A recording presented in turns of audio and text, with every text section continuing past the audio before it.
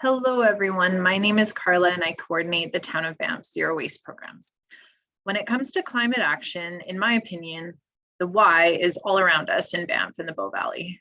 As Bow Valley residents, we need to minimize our consumption, live lightly overall, properly divert the waste we do produce, and then try to leave no trace so that Banff and the rest of the Bow Valley stays beautiful for future generations, just as we've been so privileged to enjoy it. At the Town of Banff, one of the ways we are taking action on climate is through our zero waste programs, which include a big focus on keeping food waste out of the landfill. And I'll share a little bit about what that looks like in just a second. But stepping back to the bigger picture, when I think about food and climate action, for me, the first thing that comes to mind is actually the journey of an apple. So since we always like to get the bad news over with first, I'll talk about the apple's garbage journey first. You purchase an apple from the grocery store, or even better, the farmer's market. That apple goes bad in the back of your fridge. You forget to eat it, and then you put it in the garbage. It then gets collected by our trucks, packed in with a whole bunch of other garbage, and sent to a landfill near Camrose, Alberta. When in the landfill, that apple doesn't break down. Instead, it creates methane, which is an emission that is said to be over 30 times more powerful than carbon dioxide. Thankfully, we have an alternative happy apple.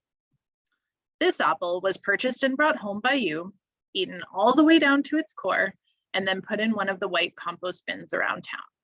That apple gets mixed in with other organic material where it is sent to a farm near Red Deer, Alberta, composted, and turned into soil to be used as agriculture on that farm. There's a couple other parts of the apple's journey that are important to keep in mind when it comes to an apple as food waste. Mainly, I'm talking about what is beneath the tip of the apple's iceberg and what we don't see on the surface. It's important to consider that there are so many other resources that are wasted when you waste that apple in the first place, which include water, emissions from transportation, human labor, and lots more. In Banff, we have the Zero Waste Trail program, which is tackling food waste in a few different ways.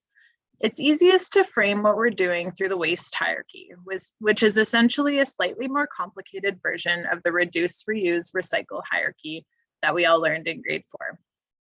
So a couple of programs that reduce food waste in Banff. Banff isn't disposable. So this is a reusable container scheme that aims to reduce single-use items in Banff. So while BID isn't actually looking at the food waste itself, it is looking at food packaging waste, which is an extremely challenging part of our disposable society and represents a lot of embodied emissions. This cookie represents another layer of food waste reduction that I absolutely love, which is local chefs that get super creative in the kitchen using leftovers to make delicious products. So this leftovers cookie was actually made by the creative bakers at Wildflower Bakery, which is one of Banff's Zero Waste Trailblazer businesses. And they use leftover candy canes from Christmas, pretzels, and sourdough starter discard to make this delicious baked good. Talking about reuse or recovery, Banff Food Rescue is the big program that comes to mind. So Banff Food Rescue stops good food by becoming waste by rescuing food from our local grocery stores in Banff and redistributing it to residents at low to no cost. So the town supports Banff Food Rescue by providing grant funding to support the organization on an ongoing basis. And that's because we'd rather see food getting eaten than even going into our great compost system. So into the recycle layer, we're talking about compost. So here's a photo of Banff's residential compost bins. We're aiming to make these as accessible as possible in the community for residents. And as such, we have seen our food waste tonnages triple in the last couple of years.